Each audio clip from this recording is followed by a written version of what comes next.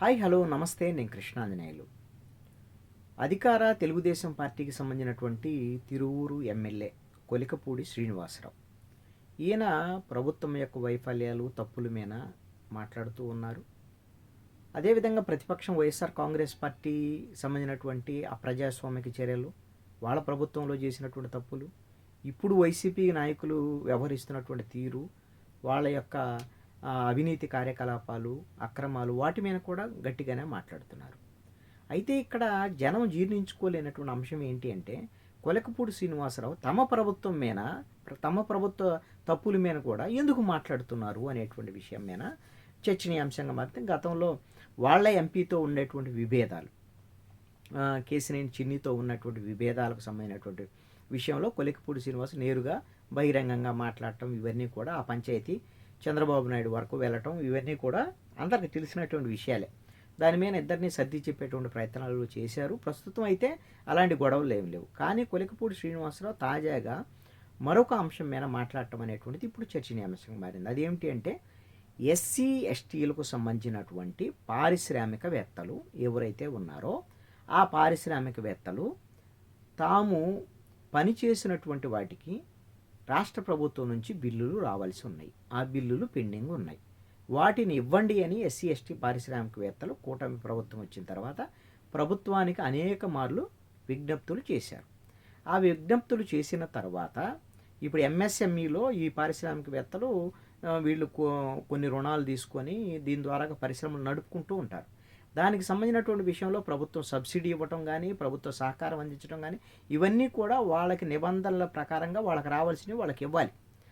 అది ఈ 2 సంవత్సరాల కాలంలో కూటమి ప్రభుత్వం వచ్చిన తర్వాత జాప్యం జరుగుతుంది, మాకు అన్యాయం జరుగుతుంది, మాకు రావాల్సిన సబ్సిడీలు, పారిశ్రామికవేత్తలకు రావాల్సిన ప్రభుత్వానికి సంబంధించిన రాయితీలు ఇవి రావటం లేదు అనేటువంటి దాని మీద ప్రభుత్వం దగ్గర విజ్ఞప్తులు చేసుకొని విసికి వేసారి వాళ్ళు మొన్న మంగళగిరిలో ఉన్నటువంటి ఏపీఐఐసి బిల్డింగ్ దగ్గర నిరసన వ్యక్తం చేశారు. ఆ నిరసన వ్యక్తం చేసేటువంటి క్రమంలో వాళ్ళ మీద పోలీసులు లాఠీచార్జ్ చేశారు. దాని మీద గందరగోళమైంది వ్యవహారం. దీని మీద కొలికపూడి శ్రీనివాసరావు మాట్లాడారు. ఆయన బాధ్యతాయుతమైనటువంటి ఒక ఎమ్మెల్యే, అధికార పక్షం తరపునే ఉన్నారు. ఆయన ఏం మాట్లాడారు అని అంటే, ఎస్సీ ఎస్టీ సంబంధించినటువంటి ఈ పారిశ్రామికవేత్తలని ప్రభుత్వం ఆదుకోవాల్సినటువంటి అవసరం ఉంది. చట్టబద్ధంగా వాళ్ళకి రావాల్సిన రాయితీలు, సబ్సిడీలు, అదేవిధంగా వాళ్ళకి రావాల్సిన బిల్లులు అవన్నీ కూడా ప్రభుత్వం చెల్లించాల్సినటువంటి అవసరం ఉంది. ఈ చెల్లించడంలో జాప్యం జరుగుతుంది కాబట్టే వాళ్ళు నిరసన వ్యక్తం చేశారు. వాళ్ళ మీద లాఠీ చార్జ్ చేయడం తప్పు అనేటువంటి విషయాన్ని చెప్పారు. మరి ఇది ప్రజాస్వామికంగా మరి కొలికపూడి శ్రీనివాసరావు అధికార పార్టీ ఎమ్మెల్యే అయితే అవ్వచ్చు. ఆయన ఒక ఎస్సీ సామాజిక వర్గానికి సంబంధించినటువంటి నాయకుడు. మరి అలాంటప్పుడు తమ సామాజిక వర్గానికి సంబంధించినటువంటి పారిశ్రామికవేత్తలకు అన్యాయం జరుగుతుంటే తమ ప్రభుత్వంలో అయినా సరే మరి అలాంటి తప్పులు జరిగేటప్పుడు ఈ తప్పు జరుగుతుంది, దీనివల్ల ఎస్సీ ఎస్టీకి సంబంధించినటువంటి పారిశ్రామికవేత్తలు ఇబ్బందులకు గురవుతున్నారు. ఇలా ఇబ్బందులకు గురైతే వాళ్ళు మరి ప్రభుత్వం మీద వ్యతిరేకంగా తయారయ్యేదానికి అవకాశం ఉంటుంది కదా. మరి ఎస్సీ ఎస్టీలకు సంబంధించిన పారిశ్రామికవేత్తలంటే ఎస్సీ ఎస్టీల్లో ఎంతో కొంత పలుకుబడి ఉండేటువంటి వాళ్ళే. మరి అలాంటి వాళ్ళకి ఇబ్బందులకు గురైతే ప్రభుత్వం నుంచి మరి వాళ్ళకే దిక్కు లేకపోతే మన పరిస్థితి ఏంటని సామాన్యమైనటువంటి ఎస్సీ ఎస్టీలు కూటమి పార్టీలకి అంటే తెలుగుదేశానికి దూరం అయ్యారనుకోండి, మరి రాజకీయంగా నష్టమే కదా. అదే విషయాన్ని కొలికపూడి శ్రీనివాసరావు చెప్పాడు.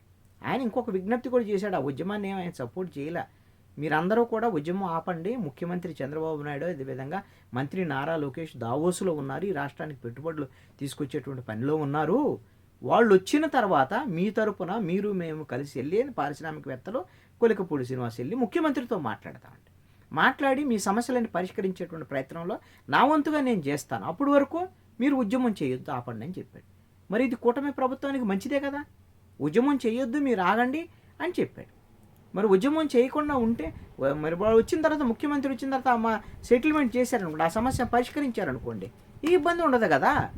ఇప్పుడు సఖ్యత ఉండేదానికి అవకాశం ఉండదు. ఇప్పటికే 2019 ఎన్నికల సమయంలో ఎస్సీలు మెజారిటీగా వైఎస్ఆర్ కాంగ్రెస్ పార్టీ వైపు వెళ్ళారు.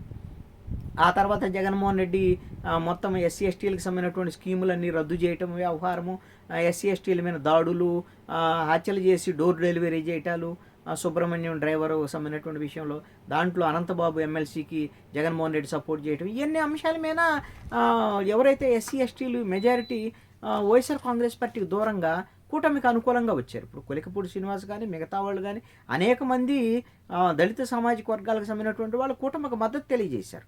అందుకనే కూటమి వైపు వచ్చారు. మరి అలాంటి వచ్చిన వాళ్ళకి మరి ఈ రోజున అన్యాయం జరిగిందనుకోండి, ఒకవేళ ఎస్సీకి సంబంధించినటువంటి ఓటర్లు మళ్ళీ వైసీపీ వైపు వెళ్ళారనుకోండి, రాజకీయంగా తెలుగుదేశం పార్టీకి నష్టం కదా. అందుకోసమనే మీరు ఆ విధంగా మనకు తెలుగుదేశం పార్టీకి నష్టం జరగకుండా ఉండాలి అనేటువంటి విధంగా మాట్లాడారు. మరి ప్రభుత్వంలో ఉండి ప్రభుత్వం ఒకవేళ పొరపాటు చేస్తే అట్లా లాఠీ చార్జ్ చేయకూడదు అని మాట్లాడటం తప్ప? ప్రజాస్వామ్యయుతంగా ప్రభుత్వంలో ఉన్న సరే ఒక ఎమ్మెల్యే తన సామాజిక వర్గానికి సంబంధించినటువంటి వాళ్ళ మీద ఒక న్యాయం చేయండి అని వచ్చినటువంటి వాళ్ళ మీద లాఠీ చార్జ్ చేయటాన్ని ఆయన తప్పు పట్టాడు. తప్పేముంది? ప్రభుత్వంలో ఉన్నా సరే తప్పును తప్పుగా ఒప్పును ఒప్పుగా చెప్పొచ్చు. అలాగని అంతర్గతంగా చెప్పే విషయాలు కొన్ని ఉంటాయి. బహిరంగంగా ఎందుకు మాట్లాడారు అని అంటే ఎస్సీ ఎస్టీ సామాజిక వర్గాలకు సంబంధించినటువంటి ఎవరైతే అసంతృప్తితో ఉన్నటువంటి పారిశ్రామికవేత్తలు ఉన్నారో వాళ్ళని సంతృప్తి పరిచి కూల్చేయటం కోసం మీరు ఉద్యమంలోకి వెళ్ళొద్దు, కొద్దిగా ఆగండి, నేను ముఖ్యమంత్రి వచ్చిన తర్వాత దావోస్ నుంచి వచ్చిన తర్వాత మాట్లాడతాను, మీ తరపున మాట్లాడతాను, మనమందరం కలిసి ఈ సమస్యను పరిష్కరించుకుందామని చెప్పారు. ఇది కాంట్రవర్సీ కాదు. కొలికపూడి శ్రీనివాసరావు తెలుగుదేశం పార్టీకి వ్యతిరేకంగా మాట్లాడలేదు, ప్రభుత్వానికి కూడా వ్యతిరేకంగా మాట్లాడలేదు.